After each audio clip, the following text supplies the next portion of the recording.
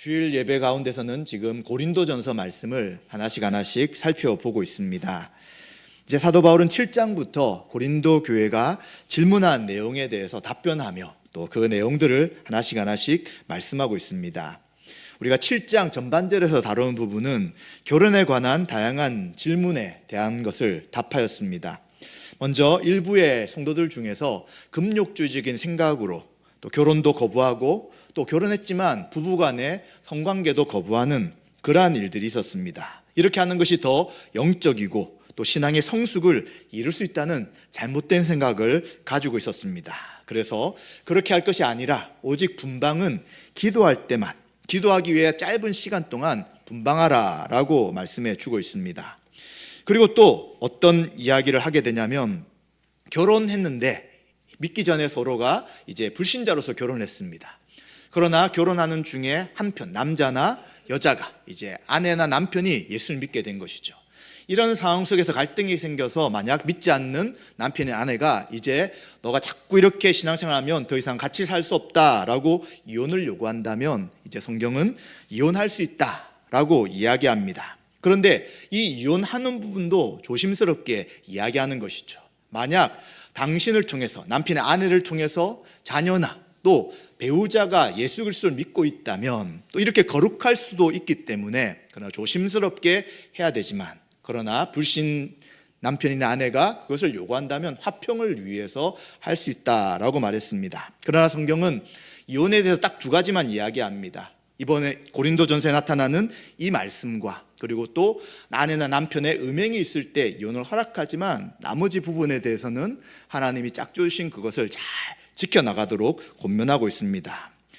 그런데 만약 이제 함께 살다가 믿지 않는 남편의 아내가 이제 당신이 신앙생활 하더라도 계속 함께 살기를 원합니다 라고 한다면 그 관계를 계속 유지하는 것이 온전한 것이다 라고 이야기하면서 고난과 어려움은 있을 수 있지만 그러나 당신을 통해 믿는 자를 통해서 부인이나 남편이나 또 자녀가 예수님 믿어 거룩하게 될 수 있다는 것을 이야기해 주고 또 이러한 권면을 하였습니다. 오늘 살펴볼 17절부터 40절까지 말씀은 결혼하지 않는 사람들에 대한 다양한 상황 속에서 어떻게 일들을 결정해야 되는가라는 것을 권면해 주고 있습니다. 이 권면의 핵심은 이 시대를 어떤 시대로 사도 바울이 이야기하고 있냐면 종말이다라고 이야기합니다. 종말을 살아가기 때문에 종말을 살아가는 성도가 어떤 생각과 자세로 이 시대를 살 것인가를 이야기하시며 이제 전체 권면을 이어나가고 있습니다. 따라서 오늘 17절부터 하나씩 살펴보면서 또 우리에게 주시는 교훈이 무엇인지를 생각하며 은혜를 나누고자 합니다. 먼저 바울은 이러한 지금 이 시대를 살아가는 성도의 삶이 종말이라고 이야기하면서 이 종말에 살아가는 가장 기본적 자세는 17절과 24절의 핵심은 하나님이 부르셨다면 그 부르심을 그대로 인정하며 살아가라라는 것을 먼저 이야기합니다. 우리가 종말 이런 이야기를 들을 때 종말은 굉장히 무섭고 두렵고 세상이 끝나버리는가라는 생각을 하게 되지만 성경에서는 조금 다르게 이야기합니다. 예수님의 오신 초림과 예수님이 다시 오실 이 재림의 시간이 종말이라고 이야기하는 것이죠. 이 종말이라는 것을 다른 식으로 표현하게 된다면 하나님이 예수 그리스도를 통하여 하나님 나라를 이루시고 그 하나님 나라를 완성하는 날이 바로 초림과 재림 사이의 기간을 종말이다라고 이야기합니다.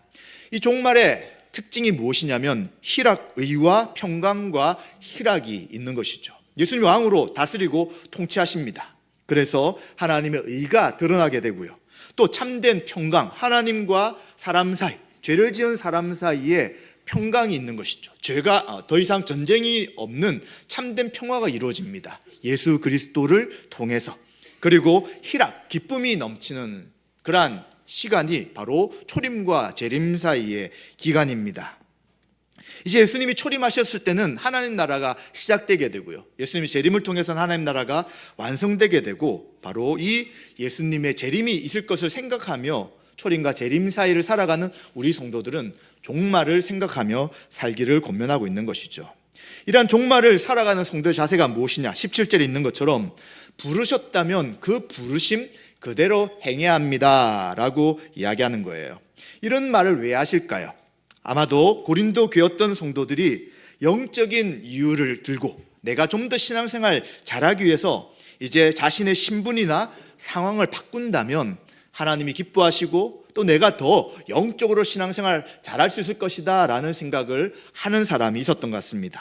그래서 사도 바울은 신분이나 상황이 달라진다고 해서 성도의 영적 지위가 높아지거나 또 하나님께 더 인정받거나 또 아니면 신앙생활을 더 잘하는 것은 아닙니다 라고 말해주는 것이죠. 중요한 것은 어떤 상황 속에서도 하나님이 우리를 구원케 하셨다는 것을 기억하고 거룩한 백성으로 신실하게 주를 의지하며 살아가는 것을 하나님이 기뻐하십니다 라고 말해주고 있는 것입니다.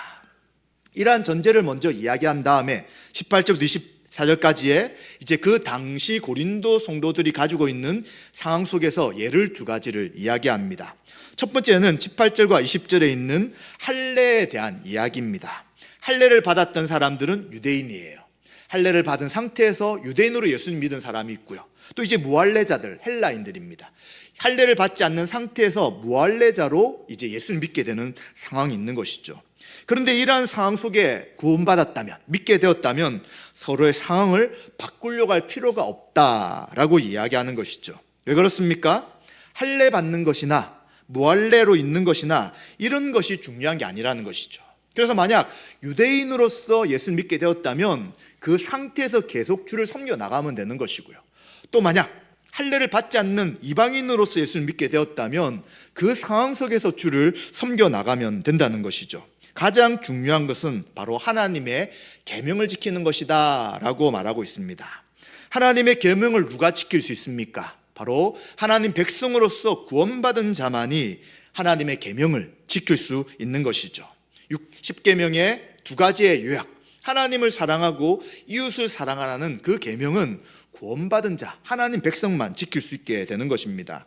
그렇기 때문에 성령으로 거듭나서 새 마음을 받은 성도는 하나님의 말씀대로 살아갈 수 있는 것입니다. 만약 거듭나지 않은 성도라면 말씀을 듣더라도 또 그 말씀을 혹시 이해할지라도 그 말씀을 순종하며 살아갈 수 없는 것이죠. 제가 한 번은 이제 한 교회 청년들을 대상으로 이제 설교하며 수련회를 진행한 적이 있었습니다. 그때 산상수훈에 대한 말씀을 나누었습니다. 산상수훈의 말씀이 우리가 지키기 어려운 이야기잖아요. 한 사람이 뺨을 때리면 이제 왼뺨도 대라고 이야기하고, 오리를 걸어갔다면 십리를 걸어가라고 이야기하고, 겉옷을 달라고 하면 속옷까지 줘라는 이런 이야기. 특히 이제 죄를 지은 자가 자신에게 용서를 구한다면 용서하고, 또 그 용서할 수 있는 것은 하나님이 용서하셨기 때문이다 라는 이야기를 합니다. 그래서 이제 설교가 끝나고 혹시 질문이 있느냐 물어봤더니 한 분이 질문하는 거예요. 어떻게 사랑할 수 있습니까? 저 사람이 나에게 해를 가하고 정말 나를 힘들게 듣고 미워할 수밖에 없는 사람인데 어떻게 성경은 그를 사랑하라고 이야기합니까? 라고 질문을 하는 거예요. 그래서 제가 지금 이야기했던 그런 이야기를 했습니다. 믿지 않는 사람은 당연히 사랑할 수 없죠. 자기에게 해를 가하면 보복하게 되지만, 그러나 우리 안에 하나님의 사랑이 있기 때문에, 또 우리 안에 성령님이 계시기 때문에 사랑하라는 그 계명, 하나님 사랑, 이웃 사랑의 이 말씀을 순종할 수 있습니다. 그런데 바로 되는 건 아니라고 또 말씀을 드렸습니다. 처음에 갈등이 일어나고 할까 말까 망설여지고 또 불순종하게 되지만, 그러나 성령 하나님은 우리가 말씀을 지킬 수 있도록 계속해서 우리를 도전하시고 이끄시기 때문에 결국은 말씀대로 사랑할 수밖에 없습니다. 용서할 수밖에 없습니다 라고 말씀드렸습니다. 마찬가지죠. 우리는 하나님의 계명을 어떻게 지키느냐? 바로 성령의 인도하심으로 우리가 새 사람이 될 때 그 말씀을 지켜나가고, 말씀을 지킨다는 것은 구원받은 사람이구나 하는 것들을 알 수 있다는 것입니다. 그렇기 때문에 할례 받았다 안 받았다 이게 중요한 것이 아니라 예수 그리스도 믿는 믿음으로 생명이 있느냐, 그리고 그 말씀을 순종할 수 있도록 새롭게 되었느냐, 이것이 가장 중요하다는 것입니다. 그리고 두 번째는 이제 그 당시에 노예들이 굉장히 많았습니다. 왜냐하면 로마가 전쟁을 통해서 이제 식민 정책을 펴게 되는 것이죠. 그곳에 있던 사람들을 다 잡아오게 됩니다. 그래서 일부의 사람들은 노예지만 좀 지식인층은 이제 좀 형편이 좋아, 좀 부유한 집이나 권력 있는 집에 가서 자녀들을 가르치는 일도 하지만 대부분은 평생토록 또 자기의 자녀들도 노예로 살아갈 수밖에 없는 그런 형편에 있게 됩니다. 그렇기 때문에 노예로 살다가 예수님 믿게 되면 어떤 마음이 들까요? 나 이것을 벗어버려야지. 내가 저 사람 때문에 인생이 힘들어져 라고 하면서 굉장히 어려움을 그대로 가지고 있을 수 있고요. 또 어떤 사람들은 자유인으로 살아가지만 또 이 자유를 가지고 살아갈 때 이제 자기만을 위해 살아가려고 하는 그런 모습들이 있을 수 있습니다. 그렇기 때문에 사도 바울은 혹시 노예로서 예수 믿게 되었다면 이제 당신은 예수 그리스도의 종이기 때문에 사람을 두려워하지 말고 이제 해야 될 일들을 최선을 다하십시오 라고 이야기합니다. 그리고 또 이제 자유인이면 어떡합니까? 자유인은 그 자유로 자신을 위해 살아가는 것이 아니라 이제는 다른 사람의 종으로서, 그리스도의 종으로서 살아가는 삶이기에 그 자유를 자신을 위해서만 쓰지 않도록 조심하십시오 라는 이야기를 하게 됩니다. 결국 종이나 자유인이나 할례자나 무할례자나 또 결혼을 하거나 안 하거나 모든 성도의 기본은, 자세는 그 주신 형편, 그 부르신 그 상황 속에서 주의 영광을 위해 살아간다면 그것을 하나님이 가장 기뻐하는 것입니다 라고 이야기를 하는 것이죠. 그래서 하나님이 부르셨다면 그 부르신 형편과 상황 속에서 그대로 신자로서 살아가십시오 라고 말해주고 있는 것입니다. 따라서 사도 바울은 바로 하나님이 부르실 때 신분과 상황은 특별한 하나님의 섭리 가운데 있다는 것을 이야기하는 것입니다. 내가 왜 이렇게 되어서 이렇게 힘들까? 또 왜 하나님은 나를 부르셨는데도 불구하고 이 상황을 바꾸지 않으실까가 먼저 생각할 이야기가 아니라 지금 그 상황, 있는 그곳에서 우리를 부르셨다면 하나님의 분명한 뜻이 있고 그 뜻을 알고 그 뜻 가운데 하나님께 용돌리는 것이 바른 믿음의 삶이다 라고 이야기하는 것이죠. 일부 고린도 성도들은 자꾸 그걸 바꾸려고 했습니다. 지금 이 상황은 잘못됐고 이것만 바뀐다면 내가 더 주를 잘 섬길 수 있는데 라고 생각했지만 그것이 아니라는 것이죠. 환경과 상황이 그대로 있을지라도 우리는 주님께서 우리를 새 생명 주시고 구원하여 주셨기 때문에 그 상황 속에서 주를 최선을 다해 섬기는 것이 바로 성도의 믿음의 삶입니다 라고 이야기해 주는 것이죠. 그래서 혹시 우리도 자꾸 우리의 상황이 감사되지가 않고 왜 나한테는 이렇게 하셨을까? 왜 이런 상황 속에 나를 믿게 하셨을까? 그리고 이 상황이 왜 바뀌지 않을까라고 자꾸 답답해하며 또 불평과 원망이 생긴다면 이 말씀을 통해서 나를 지금 이 상황 속에 그대로 두시는 이유가 분명히 있다는 것을 생각해야 합니다. 좋지 않게 하기 위해서 그래 고생해봐라가 아니라 하나님께서 이 상황 속에서 우리에게 알게 하시고 또 변화되고 깨닫기 원하시는 것이 분명히 있기에 지금 이 상황이 지속되고 있다는 것을 생각해야 합니다. 그러면 그것을 이해한다면 어떻게 할까요? 감사하죠. 찬양하죠. 그리고 이것을 벗어나기 이전에 내가 여기서 해야 될 일이 무엇일까? 또 어떻게 살아가는 것이 주의 영광을 위한 것인가? 라는 것을 생각하며 하루하루의 삶에 최선을 다하게 되고요. 또 최선을 다한 그 모든 것에 대해 하나님 앞에 영광 돌리게 된다는 것을 기억해야 됩니다. 이제 사도 바울은 이처럼 이러한 종말의 시대, 예수님의 초림과 재림 사이를 살아가는 성도들, 또 부르셨다면 그 부르신 상황 속에서 이제 어떻게 결혼에 관계된 여러 가지 생각들을 잘 정리하고 이해할 수 있을까에 대한 이야기를 25절부터 40절까지 말씀해 주고 있습니다. 우리가 성경을 보실 때 이 성경이 2000여 년 전이나 또 구약은 3500여 년 전에 기록되었기 때문에 현재 상황과 다르다 이렇게 생각할 수 있습니다. 그러나 하나님은 처음과 나중이세요.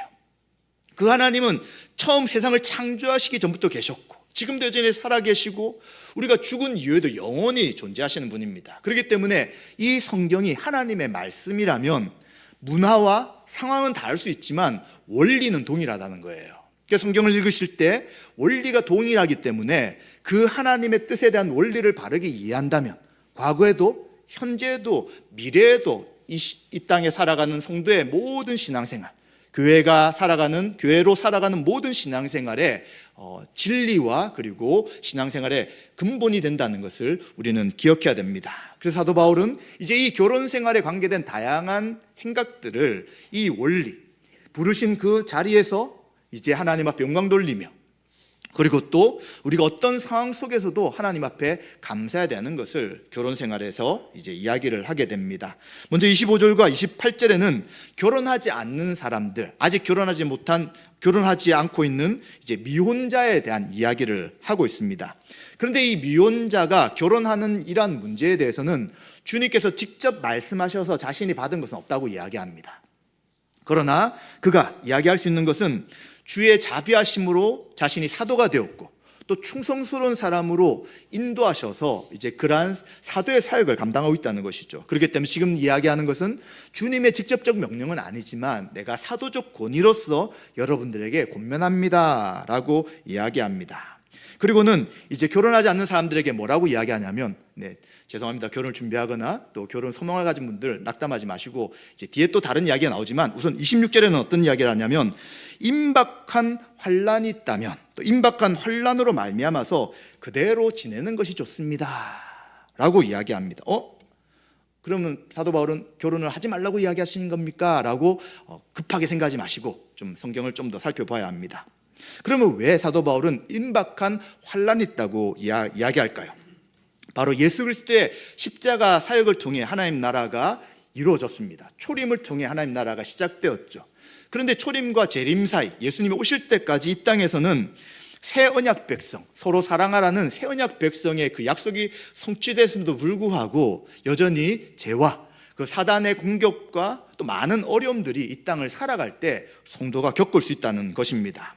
이미 사단은 패배했죠. 그래서 신약시대 사도복음서에 보시면 예수님이 귀신을 축출하신 사건이 곳곳에 나타나는 이유는 참된 하나님 나라의 왕이 오셨기에 이제 인간을 지배하려고 하는 거짓 존재들, 사단과 귀신은 쫓겨날 수밖에 없다는 것을 이제 보여주고 있는 것입니다. 그럼에도 불구하고 주님이 재림하실 때 영원한 심판을 하시기에 여전히 사단과 귀신은 교회와 성도들을 미혹할 수 있다는 것입니다. 그렇기 때문에 이 임박한 주님의 초림과 재림 사이는 임박한 환란이 있을 수밖에 없는 것이죠. 완성된 때가 아니라 완성을 향해 나가기 때문에 성도들에게는 직접적인 방해와 공격, 그리고 잠재적인 위협, 그리고 우리 안에 있는 이 죄의 유혹과 또 바깥에서 오는 이 죄의 유혹 가운데 날마다 성도의 삶에는 고난과 어려움이 있을 수밖에 없다는 것이죠. 그래서 그것을 전제하는 거예요. 임박한 환란의 때를 우리가 초림과 재림의 기간 동안 살아간다면 그 시간에 더 주를 잘 섬기기 위한 방식이 무엇이냐 할 때, 지금 혹시 결혼하지 않고 있다면 혼자서 주를 마음이 나눠지지 않고 섬기는 것이 좋은 것입니다 라고 권면해 주고 있는 것입니다. 이 권면은 결혼을 하고자 하는 사람들, 또 결혼하는 사람들을 어렵게 표현하기 위한 것이 아니라 사도 바울은 성도를 아끼고 사랑하는 마음으로 이 고난 속에서도 주를 잘 섬기기 위한 그런 권면을 해주고 있는 것이죠. 그러나 우리가 이미 알다시피 전제는 그냥 결혼하지 않겠다가 아니라 바로 성령님을 통해서 독신의 은사가 있는 분들은 결혼하지 않고 주만을 위해 살아가는 것도 유익한 일입니다 라고 이야기를 하는 것입니다. 자, 그래서 좀 더 구체적으로 29절과 35절에 이제 이러한 임박한 환란을 살아갈 때 흐트름 없이 주를 섬기기 위해서 어떻게 해야 될 것인가를 이야기해 주고 있습니다.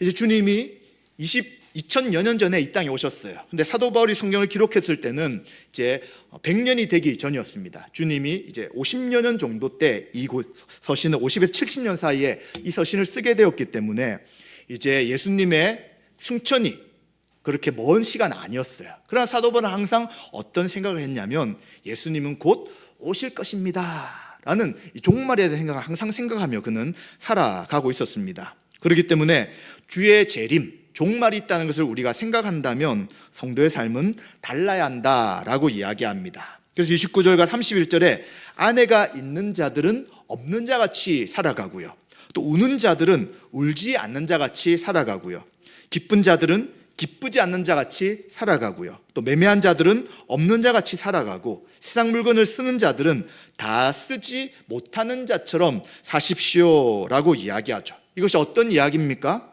결혼이나 경제활동에 삶의 모든 힘을 다 쏟아부으면 안 된다는 것을 이야기합니다. 왜요?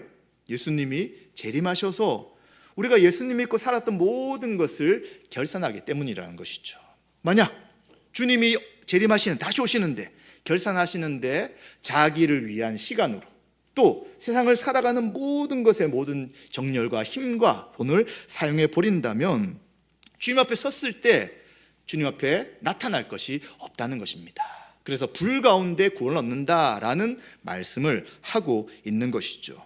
그렇기 때문에 구원받은 성도는 왜 구원받았느냐? 자신을 위해 살아가는 것이 아니라 주의 영광을 위해 살도록 하셨기 때문에 물질이나 시간이나 또 가족이나 또 남편과 자녀나 또 여러 상황 속에서 어떻게 하면 주님을 기쁘게 할 것인가, 어떻게 하면 주님께서 나에게 이 땅에서 삶을 살아가도록 하신 것을 최선을 다해 살아갈 것인가, 그것에 집중하도록 이야기하는 것이죠.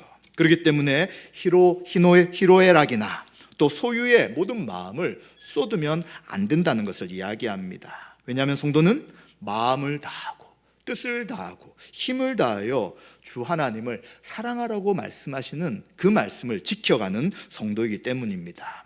그리고 사도 바울은 이러한 이야기를 하면서 이 세상에 대한 이야기를 하나 덧붙여서 이야기합니다. 31절 후반절에 보시면 이 세상의 외형은 지나간다라고 이야기하죠.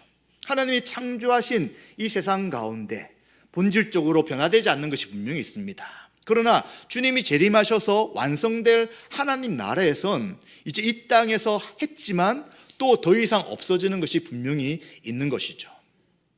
대표적으로 성경은 이야기하는 것은 이제 주님이 재림하신 이후에는 결혼 관계로서 이런 가족 관계는 유지되지 않는다고 분명히 이야기하셨어요. 나머지 부분에서는 명확하게 이야기하지 않았지만 또 우리의 육체가 예수 그리스도가 재림하실 때 부활의 육체를 입을 때 그 각각의 영광은 다르다, 이런 부분들은 분명히 이야기하셨으나 나머지 부분은 분명하게 말씀하신 부분은 없습니다. 그러나 분명한 것은 하나님이 처음 창조하셔서 없어지지 않을 것이 있지만 없어질 것도 분명히 있다는 것이죠. 그래서 열심히 살아가고 돈이 많은 사람들만 하나님 나라에서 행복하게 될 수는 없겠죠. 그러한 부분들은 이제 외형적인 부분이라는 것입니다. 그런데 많은 부분에서 이러한 외형적인 것을 계속해서 수고하고 애써 나갈 때 결국 그것은 불에 타서 없어질 것이라면 주님이 다시 오셔서 완성될 그 하나님 나라에서는 이것이 이제 더 이상 남아있는 것이 아니라는 것을 이야기하는 것이죠. 그렇기 때문에 원래 창조의 목적에 따라서 완성될 것도 분명히 있지만 그러나 우리가 주님의 재림을 기다린다면 영원한 것, 없어지지 않는 것, 그리고 주님의 심판대 앞에 섰을 때 남는 것이 무엇인지를 생각하며 그것에 더 많은 집중을 할 필요가 있다는 것을 말해 주시는 것이죠. 이런 말씀을 들을 때 오해하지 않아야 합니다. 신앙생활하는 것은 세상의 모든 것을 하지 말라는 것인가? 그것이 아니라 분명히 해야 될 일들이 우리에게 있지만 주님이 말씀하시는 영원한 삶에 또 하나님이 더 기뻐하시는 것은 분명히 있다는 것이죠. 그러한 부분에 더 많은 시간과 물질과 힘을 사용하는 것이 바로 성도의 믿음의 삶이다라고 이야기해 주는 것입니다. 그러면서 이제 결혼한 사람과 결혼하지 않은 사람의 예를 32절, 35절에 이야기합니다. 만약 현재 결혼하지 않고 있다면 어떻게 될까요? 주의 일을 염려해서 어떻게 하면 주님을 기쁘시게 할 것인가 라고 생각하며 그 부분에 더 많은 관심과 초점을 가질 수 있다는 것이죠. 그런데 결혼한 사람도 어떻습니까? 배우자와 자식을 위해서 어떻게 그들을 기쁘게 하고 또 이들이 어려움 없이 어떻게 하면 잘 살아갈 것인가를 더 많이 집중하게 된다는 것이죠. 그래서 관심과 집중이 나눌 수밖에 없다는 것을 이해하는 것입니다. 그러나 사도 바울은 이렇게 이야기하는 것이 올무에 걸려 넘어뜨리도록 하는 것이 분명히 아니고요. 그리고 이제 흐트러짐 없이 이치합당하게 마음이 갈라지지 않도록 흐트러짐 없이 주를 섬기기 위해 지금 그 상황에서 주님을 섬기기 위해 주님께 최선을 다하기 위해 마음과 뜻과 힘을 사용하십시오 라고 이야기하는 것이죠. 그래서 지금 우리가 결혼한 분들은 결혼한 상태에서 온 가족들이 함께 주님을 섬기는 것에 최선을 다하면 되는 것이고요. 결혼하지 않으신 분들이 혹시 있다면 이제 그 상황 속에서 주를 섬겨 나가면 된다는 것입니다. 그래서 지금 내가 어떤 상황에 있고 이 상황에서 주님을 기쁘시게 하고 섬기는 이것이 무엇인가를 생각해 본다면 우리는 당연히 시간과 물질과 우리의 힘을 어디에 써야 되는지를 다 알 수 있다는 것입니다.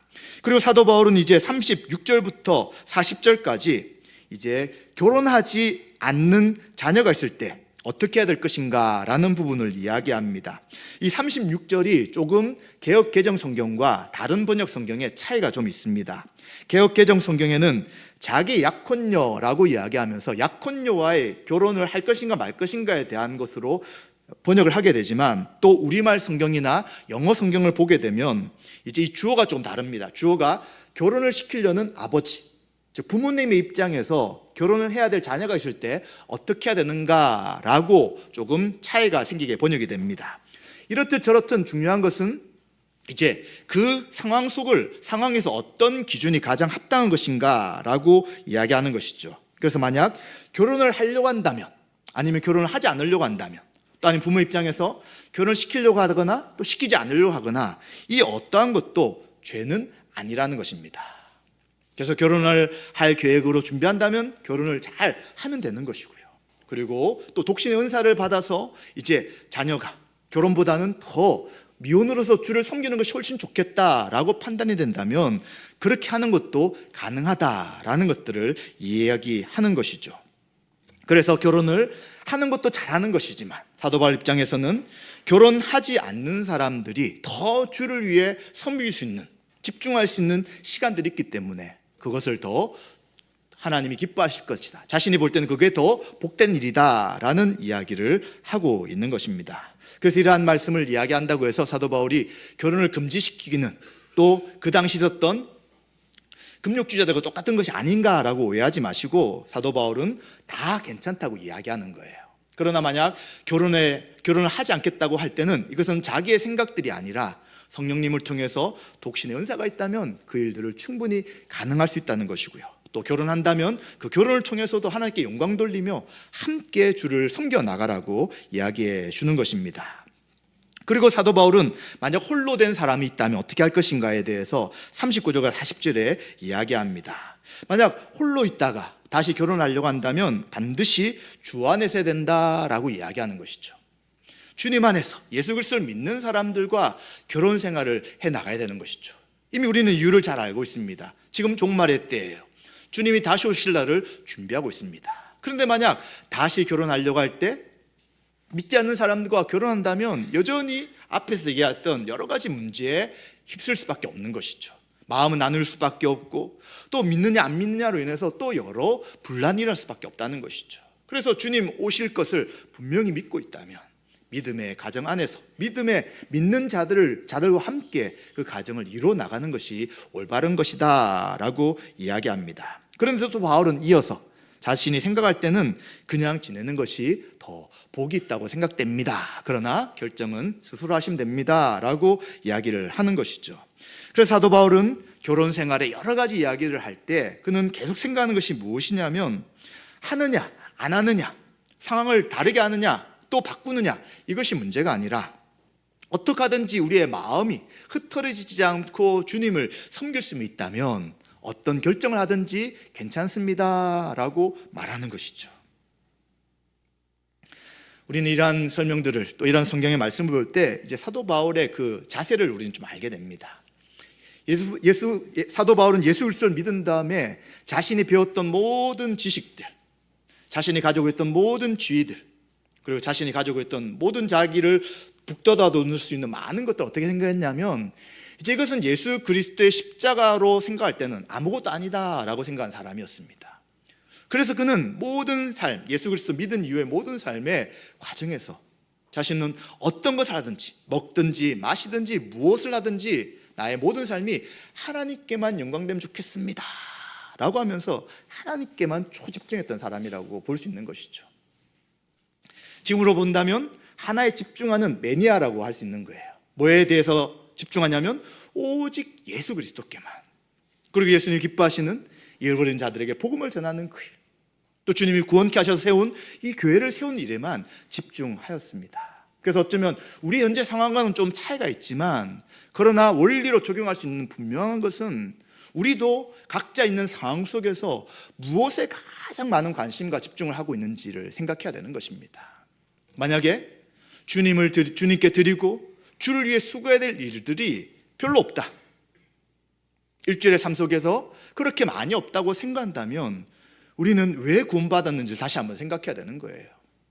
그냥 우리가 살아가는 세상 사람들처럼 여전히 그 일을 열심히 하라고 부르신 것이 아니라는 거예요.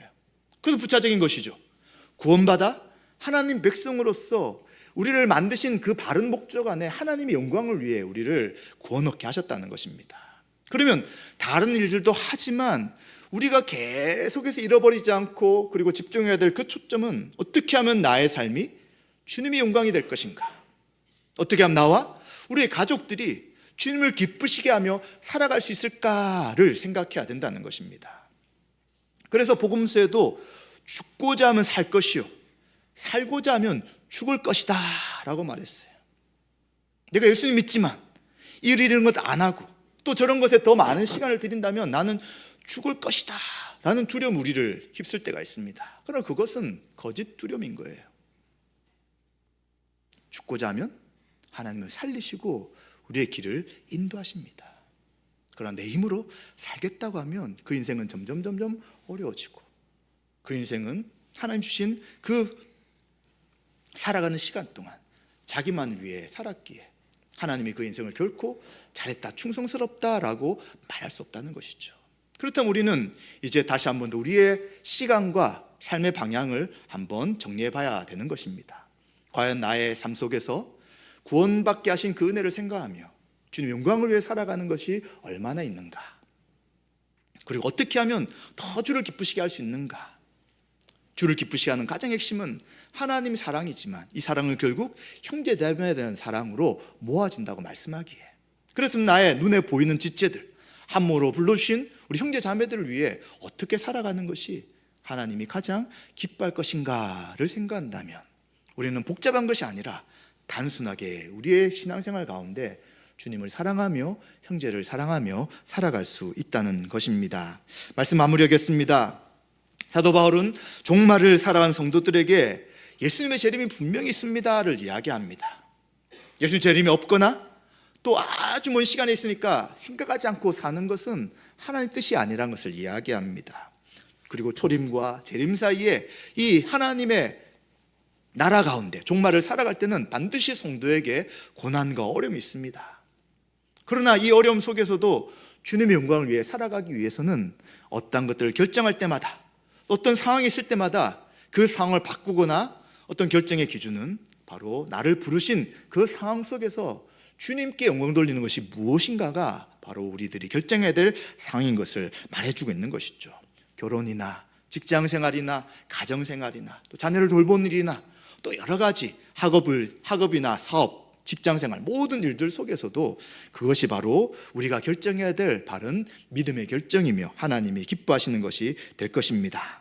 우리는 오늘 하루의 삶을 살아갈 때 우리에게 주님의 재림하시는 하나님 나라의 종말도 완성도 있지만 개인의 종말도 분명히 있습니다. 그것은 누구도 알 수 없습니다. 그래서 지혜로운 성도는 오늘 하루, 오늘이 마지막일 수 있다는 것을 생각해야 되는 것이고요. 또 오늘 예수님이 재림하실 수도 있다는 것을 생각해야 합니다. 그렇다면 주님이 재림하시고 내가 이제 인생의 마무리를 통하여 하나님 앞에 선다면 하나님 나에게 지금 뭐라고 하실까라는 것을 생각한다면 우린 하루하루의 삶에 나를 위해 사는 시간을 살아가는 그 시간이 아니라 모든 삶이 주님의 영광을 위한 시간으로 새롭게 되며 영광 돌려 나갈 수 있을 것입니다. 그러한 은혜가 저와 여러분들에게 가득하시기를 주님의 이름으로 축원드립니다.